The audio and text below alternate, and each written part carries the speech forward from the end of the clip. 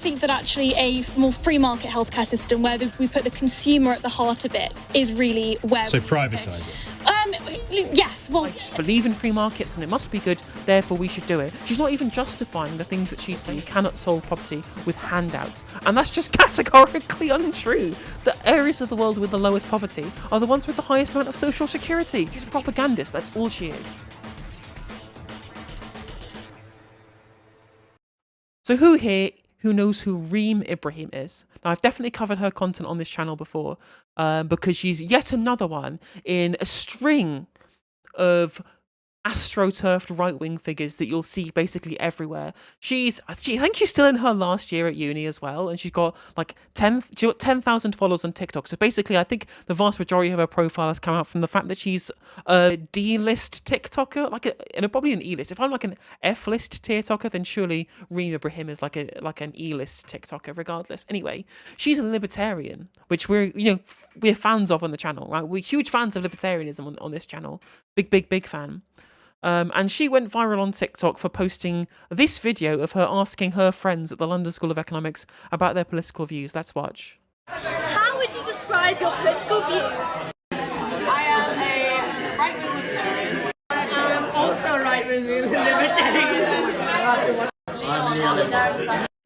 I am a classical liberal. I love Smith. I love Smith so much I have the Adam Smith sticker. Correct. I just want the trains to run on time. It's not exactly high-value content, really, isn't it? No, I actually responded to her on TikTok. I challenged her to a debate, but I never got one because of a video that she posted about the NHS. About the NHS not working, it being a black hole, we're sinking so much money into it, how we need to look at some kind of future marketized system. Because that's her grift, right? Her grift is doing that because she's like, I think she's president of like the Hayek Society, LSE, and she's actually been taken upon because she's got this platform that she's inherited from being outspoken on TikTok. But the amount of views that she's got for the amounts of followers she's got, she's actually not a massively well-followed TikToker, but despite that, she is an incredibly small right-wing media figure who happens to be a young person, and there's precious few young people who are right-leaning, so the right-leaning organisations are desperate. They're desperate for literally anybody to be able to come on board. Like, that's why you get people like Jess Gill and Darren Grimes and Emily Hewitson, who, ironically, a couple of these people are being promoted by Turning Point UK. Turning Point UK, the same organisation that is funded by the son of Lance Foreman, who also funds Darren Grimes' other YouTube channel, Reasoned, which then hired Jess Gill because she was famous on TikTok. It's a big it's a big industrial complex of grifters, essentially, at this point. Now, she is currently going pretty viral on the Twitterverse, right? She's going viral on Twitter for a clip of her talking about the NHS. Let's have a listen to what Jess is saying. We spend just below £200 billion on the NHS every year. I think that when we've got a National Health Service that has failed time and time again in order to deliver for the people, I mean, we're letting down taxpayers, but we're also letting down patients. We're also letting down nurses and doctors who work tirelessly within the National Health Service. I think that we need to have a very honest conversations with ourselves as a country and think about whether or not the NHS is actually a feasible solution for healthcare in this country. What would we do instead? I think that actually a more free market healthcare system where we put the consumer at the heart of it is really where. So privatise it. Yes, well, essentially yes. If we privatise the NHS, but actually if we were to think about a voucher system, think about the Singaporean system, the Swedish system, the German system. There are countless. I would like to point out that both Sweden, Germany and Switzerland all pay more per capita for their healthcare than we do here, right? Their systems are more expensive than ours are. Examples across the world, and I think that generally speaking, when we're thinking about this is a dirty word, privatisation of the NHS, people are... The irony is you're absolutely right, Sandra Clownguard. The reason why we have so many problems at the moment is because of all the fucking internal market reforms, because of the private finance initiatives of the Labour administration that put loads of toxic debt into the NHS, the continual over-privatisation of the NHS by trying to by piling off huge amounts of its remit into these subcontracting private healthcare companies and things like that. And the fact of the idea that this was good, obviously not a good idea in the first place. This is not an efficient way of doing things, because then you're not only paying for the service, you're then also paying for the profits of the people that you're subcontracting, regardless. But the fact that there's this that it's all done by cronyism means that we don't even get the theoretical benefits of there being any kind of market-based reform at all. It's a massive, gigantic failure from the start. It's never worked from the beginning. Scared of it politically, but actually when we're thinking about privatization, we don't just look towards the US. There are more than 2 countries in the world, for goodness sake. Let's look to European countries. Let's look at South Asia, where they have more free market healthcare systems and it's delivered better, but they also spend less. We've currently got upwards of 7 million people on waiting list. It's clear the NHS isn't working, and we're spending more than we ever were before. But when doctors and nurses... Yeah, it's crazy. It's crazy how we put all this money in, and then it all just gets sucked up by all these privated subcontractors and repaying all these PFI debts, despite the fact that the vast majority, that there is no actual private healthcare spare capacity that people like Wes Streeting keep telling us about. There's private healthcare capacity in the UK. It doesn't fucking exist.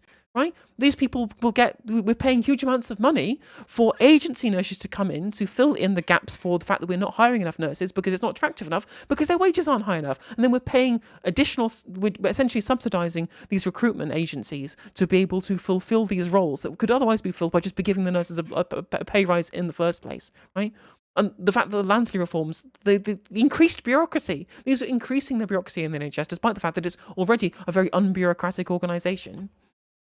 And the fact that market reforms have also made things worse, or the desire not to be able to bring things in for the state to be able to do it. And the fact that we have seen spikes in generics prices in this country that have almost gone 100%, like huge stratospheric increases in the prices of generic drugs for the actual NHS itself.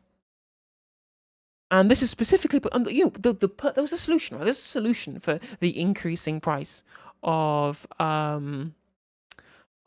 generic drugs for the NHS, and that would have been to create a state-owned drug manufacturing plant. I wonder whose manifesto that was in.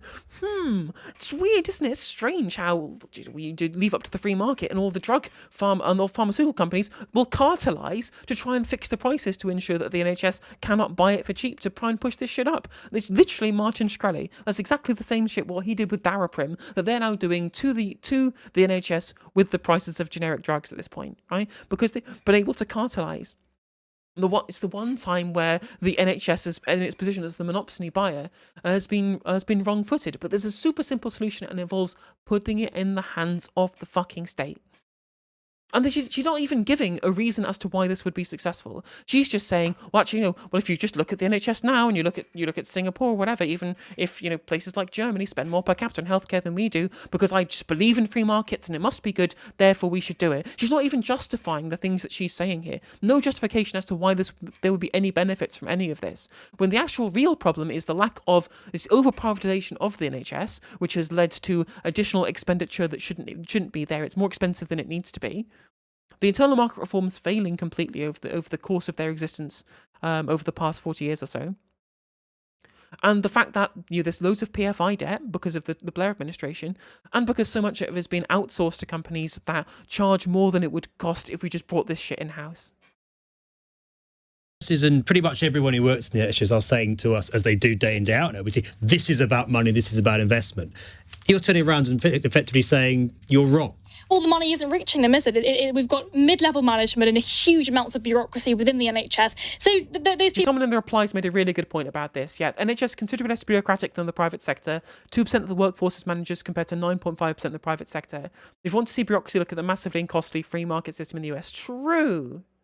People are probably right. The nurses and doctors aren't feeling the money, are they? Because the money is being spent elsewhere. The NHS is a huge... Yes, it's being spent to prop up the profit margins of the subcontractors of the over-privatised amount of NHS provision that we have at the moment. We're literally paying for the profits of fucking Virgin Care and Centene. We're taking public money and putting it in the hand of shareholders of private companies rather than the hands of nurses. That's the core problem here. We are wasting money pumping the pockets of shareholders. It's nonsensical. It's completely nonsensical. Huge bureaucratic black hole, and we're just throwing more taxpayer money at it, and it's not working. And you're absolutely right. Like, if I advocate really horrible, nonsensical ideas, can I become famous? Seems to be the way these days. And that's the main point that's come to all of this, right? Is that she's just a fucking random TikToker who's still at university, and just because she happens to parrot the same shit that these people parrot, because this is owned by Global Player, right? This is owned by like Global News. These are the same people who will hire people like David Lammy or whatever. Actually, they hired Nigel Farage for a time too, in that they will continue to give these platforms to these people. And then turns out, right, she is then, after being done all of this, after having this platform from TikTok, and then being taken up by Talk TV and being used as the voice of the kids by all of these right-wing organisations that clearly don't have any ability to try and reach out to younger people or youth in this country, because they're vastly becoming more and more and more left-wing, right? They've sucked this person, and she's essentially being a propaganda arm of the IEA. She's literally works in communications for the Institute of Economic Affairs, who are the advisors who advise Liz Truss for her ridiculous economic reforms that help crash the UK economy. And she's being given a carte blanche by these gigantic media institutions like GB News, like Talk TV, like LBC or whatever, to spout uninformed gibberish with no justification to try and promote the idea of privatising the NHS. Every single institution that has allowed people like this the platform that they have to continue to undermine the NHS for essentially the corporate greed of the people who stuff their wallets full of Nazi gold, right? All of those people who have continually enabled these people to get to this point, these people are the enemy. They are the fucking enemy. Yeah, everyone should ask about the Liz Truss tax plan. True. They absolutely should. And I honestly am sick of seeing these people across my feed. It's the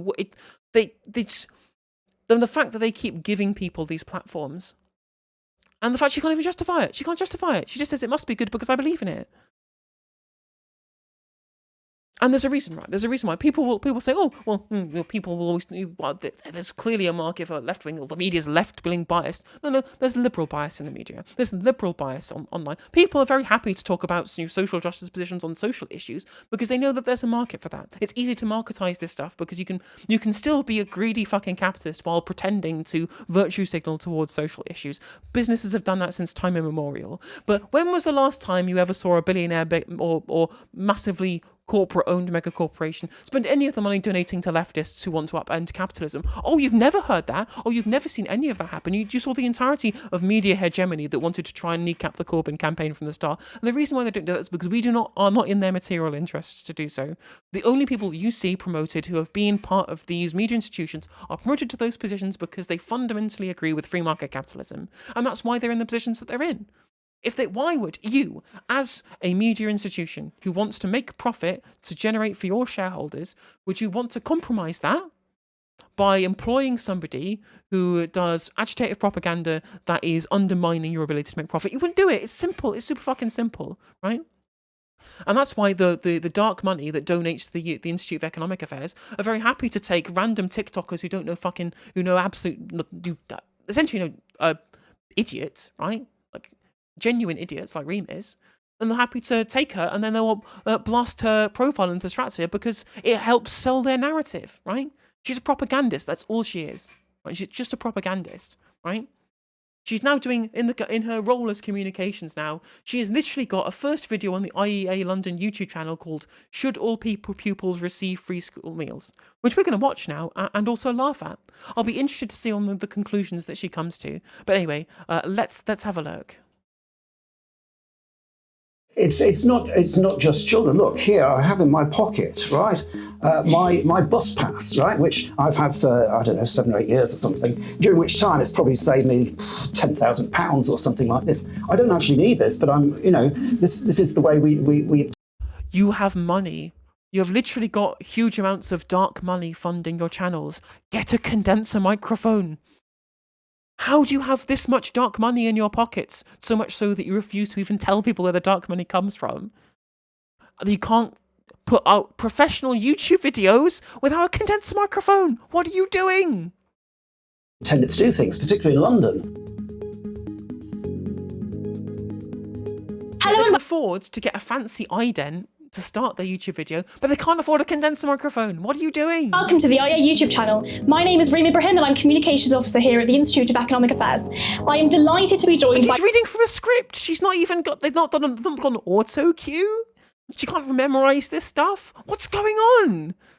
Like, you'd have thought, at least like places like Turning Point UK, and even Reasoned UK, to be fair, like taking Lance Foreman's kids' money to be able to astroturf Jess Gills and Darren Grimes' careers, for example. At least there with Oliver Annisfeld's money, they'll be able to take that to be able to get a proper, reasonably professional setup. Like Darren Grimes has got a green screen now, like he knows what's going on. And yeah, on the Institute of Economic Affairs, the people, the architects of the downfall of the economy of this country, they can't. Who have pockets full of private equity firm money to try and spend on this stuff, they can't afford an auto cue or a condenser microphone. Sounds like she's giving a sixth form presentation. True, it so does. By Professor Len Shackleton, who is our editorial and research fellow here at the IEA and Professor of Economics at the University of Buckingham. Today we're going to be discussing free school meals. London Mayor Sadiq Khan has announced he is launching a £130 million scheme to give every... There is proof. There is no meritocracy. The meritocracy is false. This person is a charisma vacuum, and she's being spent, and the IEA are paying money for her to do communications as a job. What the fuck is going on? Primary school pupil free school meals for the next academic year. Like, maybe she's a secret leftist. This is some real leftist audio. Charities and unions have welcomed the news, but also said that more action is needed. The Mayor's office has said the scheme will be implemented in September and run time the length of the academic year, but it's one-off funding for additional business rates income.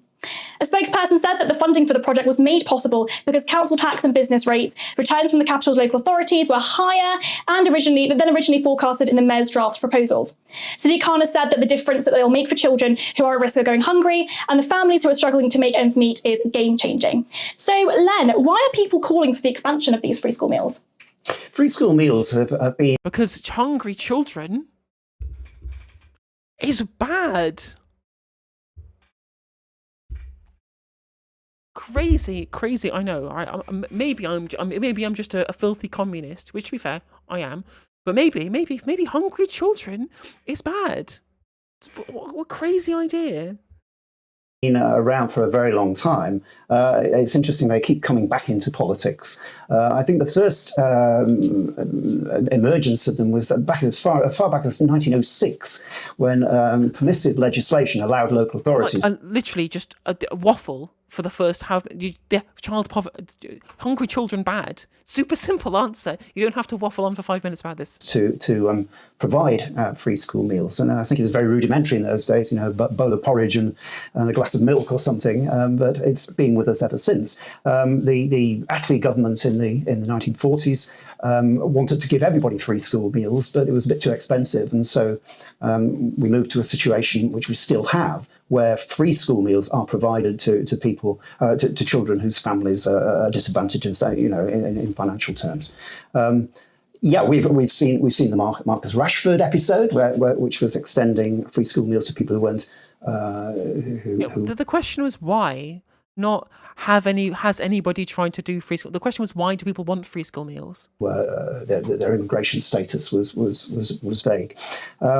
We've also had Jamie Oliver telling us that we must provide good quality food for children and so forth. So it's been a live issue for a long time, and clearly, like a lot of things, we'd like to do more. This is always the refrain which we get. And here is Sadiq Khan with. I love it, and I also love that these people from these right-wing think tanks will always try and cloak their inherent desire to see children starve, essentially, behind this idea, we want to do more. We theoretically, we might believe in state subsidy for these things, but unfortunately, we just don't think that it's practical or whatever. When you fundamentally disagree with the idea of the state doing anything, right? Like, this person's president of the Hayek Society, like someone who completely disagree with the idea of social security in general. And you're trying to tell me that you might theoretically believe in the idea of the state. No, you don't believe. You're the Institute of Economic Affairs. You fundamentally believe the state should do nothing other than maintain competition in the market, right? Or not. Or in some cases, not even that. In some cases, they don't like the government getting involved in competition because it stops their donors from monopolizing markets. A windfall gain from business rates and council tax, and he wants to shove it in this direction. I think it's probably the wrong thing to do, quite honestly. I think to provide free school... Boo, feeding children. I can't believe... see, can't want to feed children. Remember that LBC headline where it was announcing Jeremy Corbyn's free school meals policy? Is this the nasty face of Corbyn's Labour? We've come full circle. Ladies and gents. Meals to everybody. It's a very common thing that people on the left want to do. Let's give it to everybody, because the stigma of having to apply for means tested benefits. And also because means testing is expensive. Means testing costs money, right? It's inefficient to means test. And I don't give a shit if someone who doesn't deserve it ends up with it, if it means that the system that we're doing is more efficient. I don't care. I just do not care. And then this is what's interesting, isn't it? It's the fact that it's a universal policy, and it's universal to every child, no matter how much their family earns. It's not means tested anymore. And I think what's interesting... No, the rich kids might get something so that poor people won't have to starve. No! That Sadiq Khan's reasoning behind this has been that it's supposed to help those vulnerable children. But it isn't just helping those vulnerable children, is it? It's for everyone. It's a blanket approach. So if you go to a very, very good school in Chelsea, you're also covered by this free school meal policy. Why do you think that policymakers are going towards this blanket approach rather than a more targeted approach? I don't know, but it is. I genuinely don't know. There can't be the idea about that means testing it costs more than doing things universal programs. Really, it's crazy that. Also, just in general, further moving towards decommodification of stuff, it's good. I understand that these people think that everything should be commodified down to the fucking air we breathe, quite frankly. But no, I think that decommodification is just a net positive for society. You could do a lot more for people who are in genuine poverty. I mean, I think... And also, not only is means testing inefficient, but Sundry Clowncar in chat is also right, is that it also leads to plenty of situations where people fall through the cracks and do not get the help that they need. It's nonsensical, it's inefficient, it's wasteful. Just universal. Just do it universal. Just do it universal. It's better. It's better. You know you want to. Every half-decent policy wonk you speak to will scream at you in tongues if you mention means testing, and as well they should, JDM. I've seen a figure quoted for this thing that it's going to give a benefit equivalent to £440 for each child in the scheme. Well, there's only a third of kids get free school meals in London. If they got that, you could afford to give them, I don't know, what is it, £13.20, the equivalent of £13.20 if you focused it on them. But as I say, people won't do it. And it's not just children. Look, here I have in my pocket, right, my bus pass, right, which I've had for, I don't know, 7 or 8 years or something, during which time it's probably saved me £10,000 or something like this. I don't actually need this, but this is the way we have tended to do things, particularly in London, where we've... Yeah, I actually think that having old people's bus passes is not a good thing. I don't think we should be doing that. We should be decommodifying all public transport, make it all free like Luxembourg. Let's fucking go! We've subsidised all sorts of things. It's funny that Sadiq Khan is saying, oh, look, here is this wonderful money we've got from here. But of course, it comes from somebody. It comes from the community charge. From rich. And those people then will get some of that back in form of the free school meals for their cosseted and disgusting little offspring, right? There you go. Your bonus, you found your bonus ball, right? Increase in business rates. Oh no, I can't believe that Selfridges are having to pay out of their profits for their shareholders to pay for school meals for children. How despicable. How despicable of Sadiq Khan to make Selfridges shareholders pay for hungry kids' school meals. What a dastardly man Sadiq Khan really is. Largely comes from business rates, both of which are choking London. Why not, have lower business rates, right? I think it's interesting that the policy is then going to go...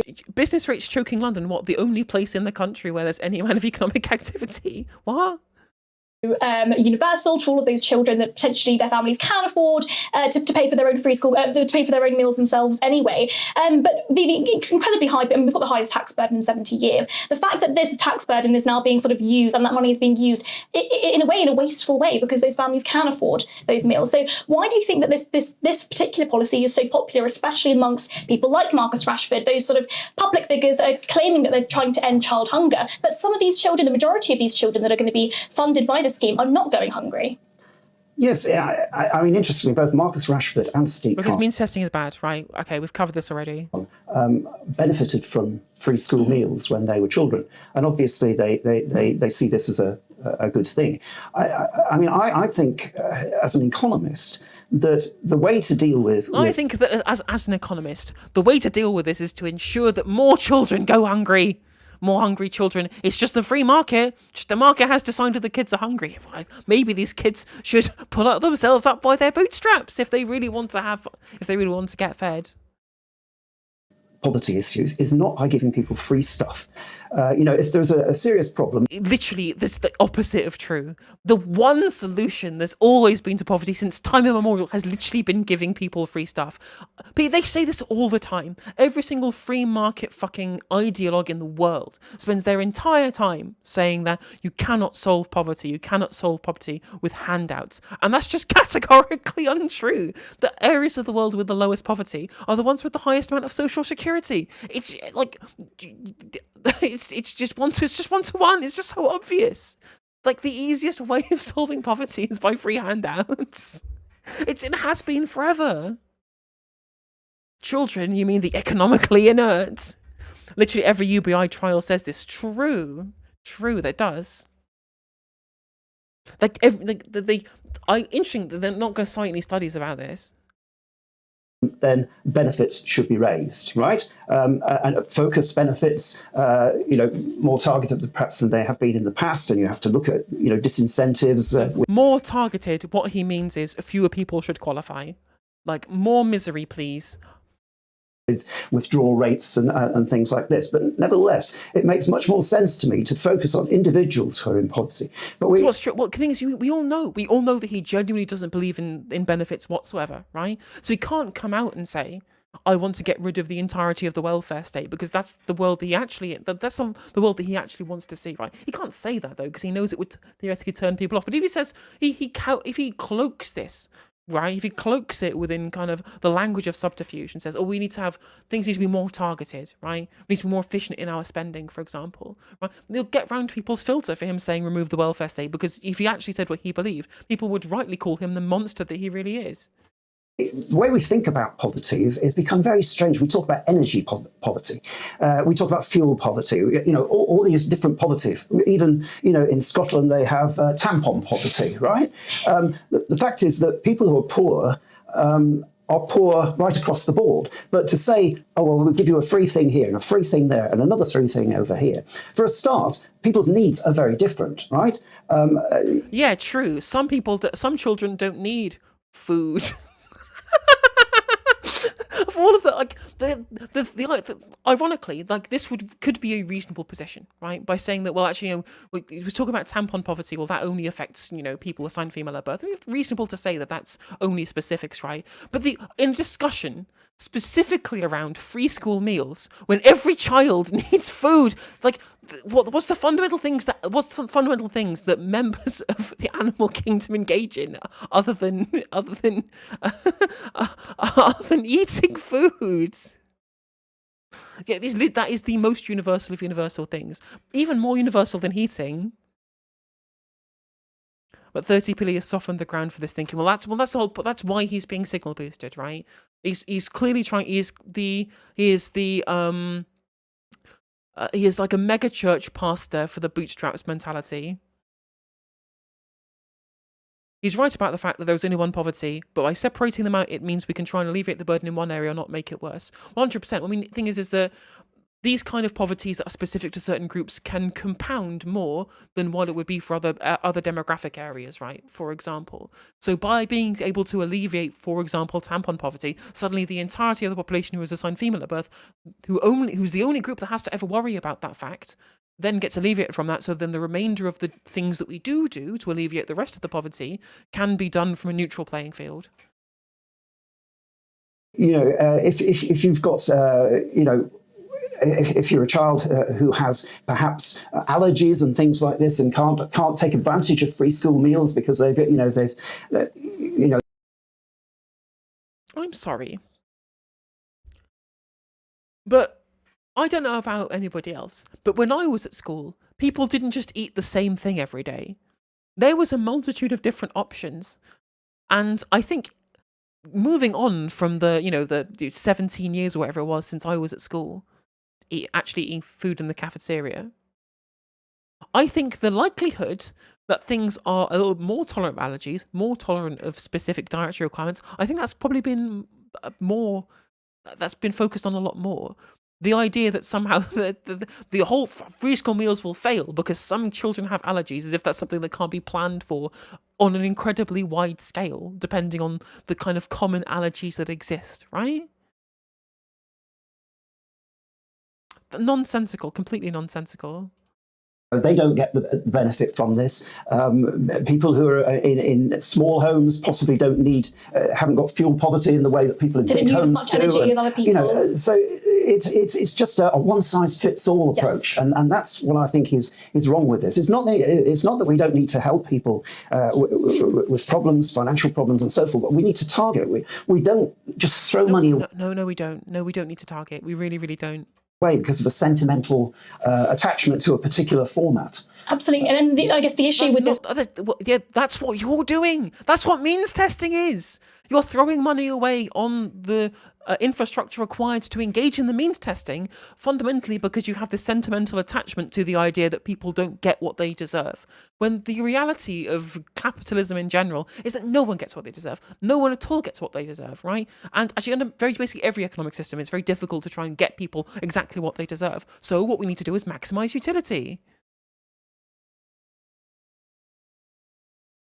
This policy in particular is that it's very politically contentious. I mean, when it comes to children and feeding children in the first instance, it is pretty politically difficult. So once this scheme is implemented, yeah, it's almost like people don't like hungry children, Reem. Expect that it'll be quite difficult to then end it next year when there is less money in the bank. And I think what's interesting is that because this is universal, a lot of those children aren't in need of that. And there is no such thing as a free lunch. So it is being paid for by these taxpayers, by these businesses, and the businesses themselves. Or, I mean, to be fair, in London, it's being paid for by taxpayers. And I'm like, yeah, good. Excellent. Love it. Fantastic. Although, to be fair, if you want to read some Stephanie Kelton, you'll know that there is such thing as a free lunch. If you're doing it on a nationwide scale, we have a thing called a central bank. Themselves are struggling. So really, where these policies need to be targeting those that are the most vulnerable, where the economy, where those businesses really do need those cuts in business rates, they're not actually being implemented at that place. So the politics of this policy is quite interesting. Yes, it is. It is very interesting. As you say, it's a one-year thing now. Yeah, so it's really difficult to present our views politically to the populace, because unfortunately people tend to turn off when we try and say that we should take food away from children. And that's literally the kind of the monstrous position that they're advocating for here. There will obviously be pressure to find some more money down the back of the sofa next year to keep this thing going. But if you adopted a more targeted approach, we could run we could run a scheme for 3 years maybe, where we're using the money in a more focused way and just sort of blowing it out on everybody. Exactly. I mean, £130 million. No numbers for any of this. No numbers for any of this. A huge amount of money that could be used for those children that are actually in need of it. And I think that sort of chucking a load of taxpayer money at a policy that actually isn't targeting those that are the most vulnerable is quite interesting. I mean, you brought up the bus pass example, right? And I think it's a similar situation is occurring with the energy price guarantee, where we're throwing money at it and it's sort of a blanket approach to everyone. So essentially the taxpayer is subsidising Rishi Sunak's energy bills as well as the old pensioner that can't afford it themselves. Yes. So why do we have this shift towards blanket approach policies? Well, if you remember because means testing is bad. It's bad. It doesn't work. It's it's poor. It's not only is it poor policy on an efficiency basis, not only on lots of the times it is more expensive for you, not only per capita, but also overall it can sometimes be even more expensive than just doing it as universal policy regardless. It's also politically inefficacious as well, trying to sell people on these things. Like, why do I torture myself for this stuff? Pilot scheme, test whether it's good to feed kids. Let's go.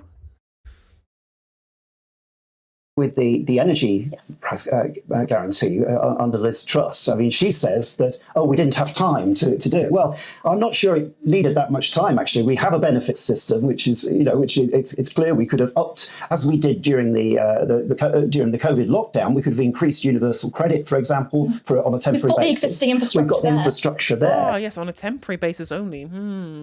But it just seemed, I mean, maybe it's a political thing as well, that the feeling was that all voters were in trouble and therefore they needed help. And of course, that's true in one sense, but do all voters need help from the rest of taxpayers? Go home. I'm opposed to what you're doing. Kevin Logan with the raid. Welcome, viewers. We are getting angry at libertarians. They don't. Yes. You could have adopted a kind of slightly more modified approach where you gave a little bit to some people and more to others, people who are in need. And I can't believe that with our enormous civil service and this huge complex system of benefits and so forth, that we couldn't have focused a bit more. But instead, of course, it was So by focus, he literally means reduce. Like, after saying earlier, actually, it was good there was a temporary increase in universal credit. Clearly, it's obvious. The only thing he actually believes in is reducing the size of the state, reducing the size of the welfare state, regardless of any of the negative externalities. He just doesn't care. He just does not care.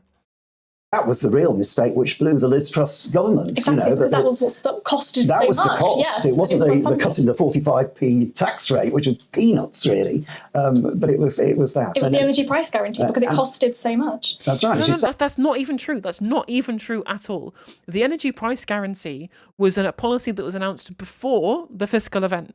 And the markets didn't react to it. It was only as soon as they realised that the country was being governed by clowns who didn't know what they were doing that then the market started reacting to after the actual event, after the actual fiscal event. Right? We called John Redwood out on this when he was talking about this on Sky News, when he was saying that actually the gilt markets were starting to spike before the fiscal event. Not true. The actual big gains in gilt yields only started happening on the Monday after the fiscal event statement was read out in the Commons. Right, that's it. That's the actual That's the actual situation that happened. It was nothing to do with energy price guarantee, because again, like, we have an incredibly stable currency, or we did have an incredibly stable currency in this country, and we have the power of a central bank, so we can't default on these debts.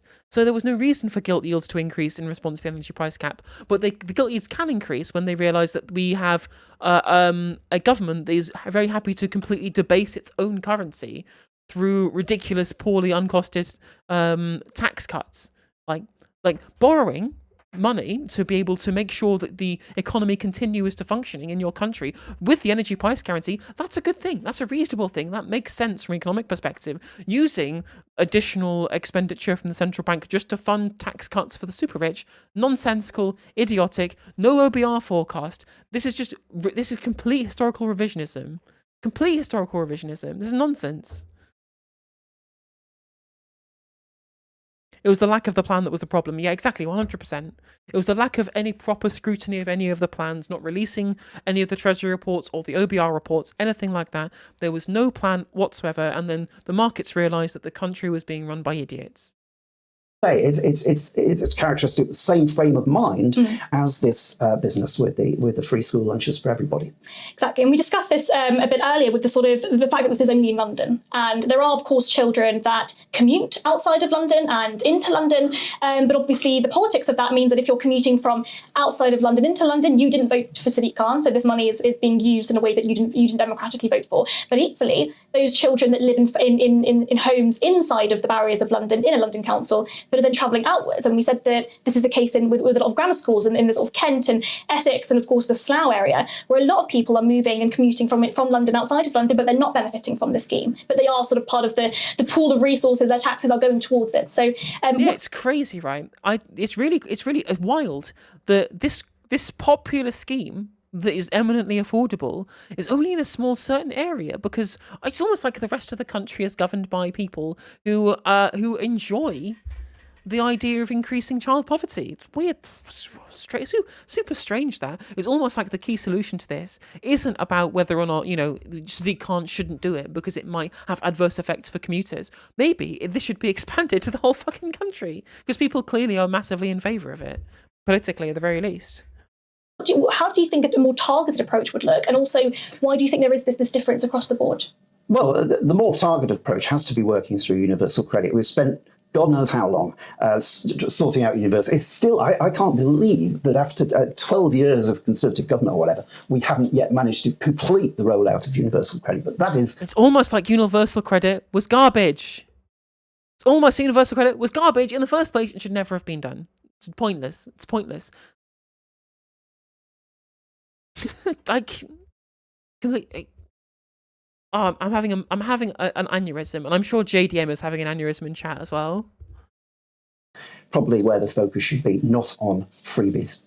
Fantastic. I think that's all we have time for today. If you would like to support the IA's digital content, please do consider donating to the IA's Patreon. They have a fucking Patreon! Clearly, all the dark money from all the private equity firms that used to fund their propaganda operations wasn't enough. Wasn't enough money. No, they didn't get enough money from the rich people who fund them to do agitprop for, you know, hyper libertarian capitalism. No. Apparently, they're so strapped for actual cash, they've set up a fucking Patreon, like I guess like me, which you can donate to if you want, or you become a member on YouTube, which is 99p. Like they literally asking for donations to the people who to the think tank who are responsible for the Prime Minister that bankrupted the country. In fairness, their money is worth less now because of the inflation that they caused. They need the money for a new microphone. That is true. The ULEZ thing is such a red herring, like you have to be driving some 15-year-old gas guzzler to have to pay. And so they should pay, and so they should. I mean, it's true, that's true, Kath. I don't have billionaire backers yet. Soros, if you're watching... Come on, let's do it. Come on, Soros. Let's have the money. Like as Antifa head of human resources, I believe I should be entitled to a cut of the Soros billions.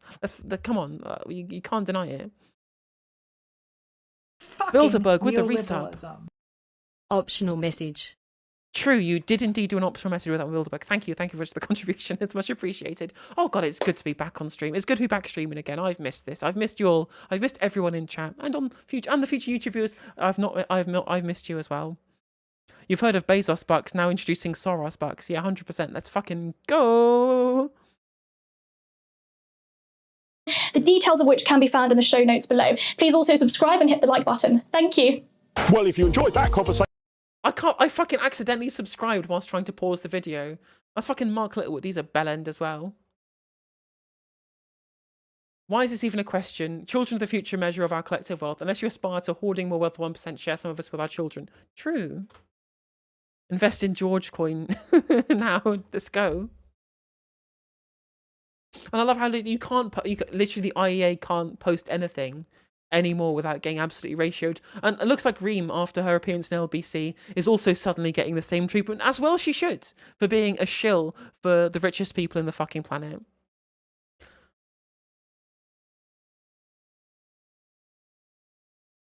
Yeah, she hates corporation tax rises. Again, this was the Hayek Society event that she was hosting yesterday. Free speech and the authoritarian postmodern left.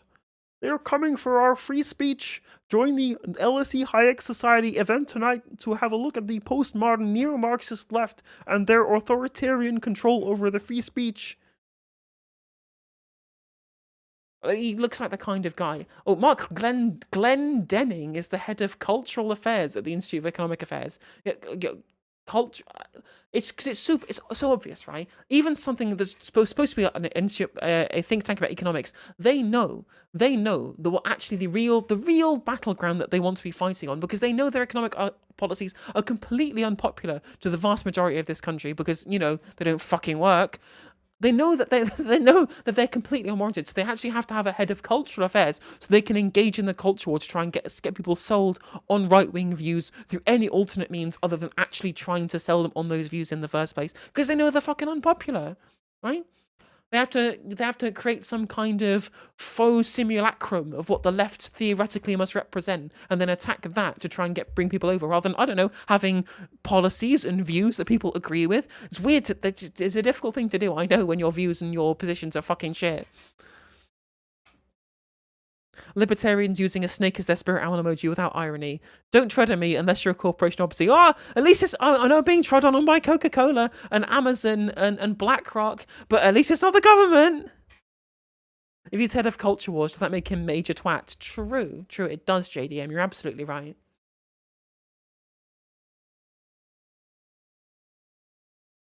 Ah, yes, got a headwind going. I wonder is there actually, there's two quote tweets, there's just nothing. The thing is, there's one thing I would say that is good about social media, is you can astroturf yourself as much as you fucking like, right? You can do all the astroturfing, but if people don't want to engage, they will not fucking engage. And that's why legacy media should fucking die. It should die because it has this unwarranted sense of self-importance where it allows people like fucking Reem Ibrahim to be able to manufacture a position of authority which does not exist by the virtue of being paid off by incredibly rich people to put them on shows like LBC, by Talk TV, GB News, to spread their propaganda, right? What legitimacy does she actually have? What legitimacy? She's not even fucking graduate university. She has no qualifications. She's just a TikToker. She's just a TikToker who's young, who spreads views that are in line with the ruling class, and that's the only reason why she has a platform in the first place. I mean, how many people turn up to these things, Andy Stripe? Very few. Remember when there was, I think I talked about it before, there was the Reasoned UK Student Summit, and I think like 30 people showed up. They had like a star-studded line. They had Maya Tusi, they had Peter Hitchens, they had Darren Grimes, they had a bunch of people all showing up, right, to talk about right-wing stuff at this Reasoned UK student forum, whatever it was, and fucking no one turned up to that shit. I wish I'd have bought tickets and then like filmed myself, my channel. That would have been fucking hilarious, because they know their views are unpopular, and that's why they're spending so much money on things like, on all these AstroTurf organisations like the IEA, like Turning Point UK, like everyone who's fucking registered at Tufton Street, like Save Our Statues, LGB Alliance. They're doing it because they know they're losing. They know that they are losing the actual battle for the actual ideological soul of this country, and they're trying to do what basically everyone has always done within Western democracies, and that's outspend your opponent. The only thing that they know how. And you're absolutely right, JDM. She's not even a good communicator. They're so thin on the ground. They're so thin on the ground for Zoomer content creators to try and spread their right-wing message, because no fucking Zoomers in their right mind would be a right-winger in the first place. That they're having to go down to the absolute fucking dregs and get people like Reem Ibrahim and Jess Gill, fucking charisma vacuums, which I've called her before, and she got angry in the comments, and I'm sorry, but you are. I can't help that leftists are just more charismatic than right-wingers. It's not my fault.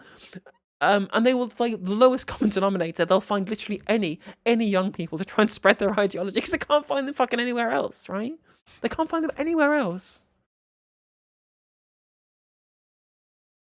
Sobering to see how the Tories were spouting their views, though, around the hustings. One might say she was triggered. It's not my fault or leftists are good looking. Sounds like a you problem. I think Reem is pretty attractive. I think she's pretty good looking. I would not besmirch Reem Ibrahim's appearances, because there's plenty of idiocy within her mind that you can besmirch instead, because she's a fucking idiot. You know what would combat wokery being taught in schools? If we privatise them!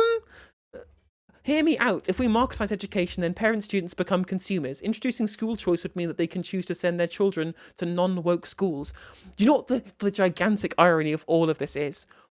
The fact that the only reason why we have this quote-unquote wokery problem in universities is because they got marketised. It's because they got marketised. The reason why students are cancelling professors, why they're asking entire courses to be changed to suit their own particular ideological viewpoints, is because they are consumers. They are paying for a product that they are buying, and they are telling the people who are providing that product that they want that changed to make it worth their own money. Otherwise, they don't want to pay for it.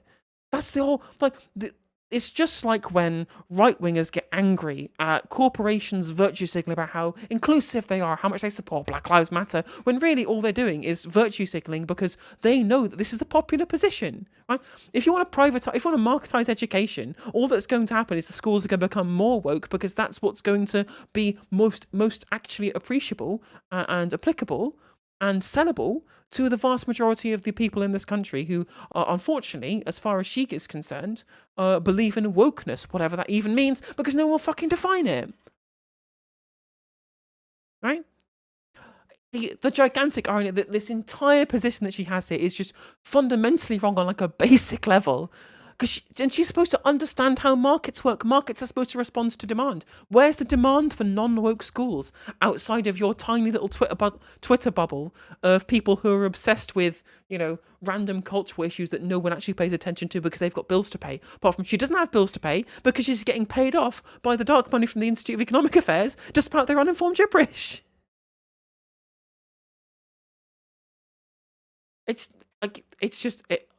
Yeah.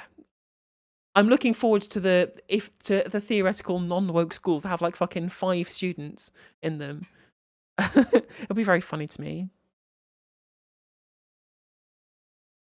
But also, it's ironic that she thinks that indoctrination is fine as long as the parents are doing it, as long as the parents are making sure that only the approved subjects are being taught to their own children by being able to send them to schools that will only give them some kind of like facsimile of a well-rounded education. Like she's fine with like this kind of indoctrination as long as it's being done by the parents. And that's what the American school choice stuff is for too. And it's ironic in the Reem is actually touching on something here, which I've touched on this channel before, and that the reason why we have the groomer panic in the UK here as well is actually it's only downwind of the fact that it was being pushed by right-wingers who are paid off by the same people that Reem is paid off by, Private Equity, Heritage Foundation, all of these other groups full of right-wing private donation money, for example. Was they were trying to be able to force through school choice because they realised the young people were becoming more progressive and they wanted parents to have the option to be able to indoctrinate their children out of it. And that's the only reason why the groomer panic was started, to try and essentially force through the privatisation of the school system in the United States. There's a really great Cody Shoddy on Some More News about that thing specifically, about public education and how people the US wanted to get shut down. And Remus touched on it in a way that a lot of people who have bought into the kind of groomer panic stuff in the UK just completely forgot was the actual reason for that starting in the first place. She's got 40 quote tweets. I'm not sure it's wise for combating wokery to be the driving force behind reforming education policy. True. And then she even realises that she doesn't even care about whether or not it's actually good or not, because obviously the policy, what she's talking about, wouldn't actually work, because we know it won't work, because literally the opposite happened with the universities. If she doesn't even care about anti-wokery, she just cares about free marketising education, because for no actual reason, for no utility other than the fact that she just wants markets in everything, because she's absolutely obsessed with them for no reason other than she's accepted them as... accepted free market capitalism as some kind of like religious gospel rather than for any actual functional utility. She has a similar lust for cruelty that Suella has. I don't think so. I think she's just stupid. Like, Suella is evil and calculating. Reem is just a fucking idiot. It's pure ideology. Sorry, my Zizek impression is nowhere near as good as my JBP impression. Any business model that relies on poaching staff trained in the public sector should have to pay a tax premium. So true. True and based, Bilderberg, 100%. Wokeism is a totalizing ideology. Private schools are evil to them, part and parcel of privilege. Shouldn't exist if private schools do exist. They exist to be colonized and subverted by wokeism. Or we believe in utilitarianism. And we believe that there are negative externalities to having a segregated education system by parents' income. Strange that. Weird. How that they can't... That's the crazy thing, right? That's the crazy thing. Is that right-wingers genuinely refuse to understand why left-wingers believe the things that they do. I know there are a couple of right-wingers who do genuinely try and do these things, and more power to them. I would rather have conversations with these people than plenty of other people on the internet. But the vast majority of people on the right do not understand a single thing about why the left believe what they do. And yet, leftists spend their entire time completely understanding why the right wingers believe what they do, except then because they want to understand it to be able to argue against it, which right wingers just fail to do so, and why they keep fucking losing debates and keep dodging debates on this stuff.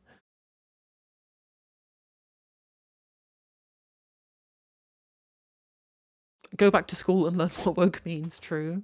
Yeah, define woke and then come back to us. Yeah, exactly. And she can't even define it. What, wokeism is the ideology of marketization? What? Right. Well, these are some red names, so I'm gonna have to block these people. But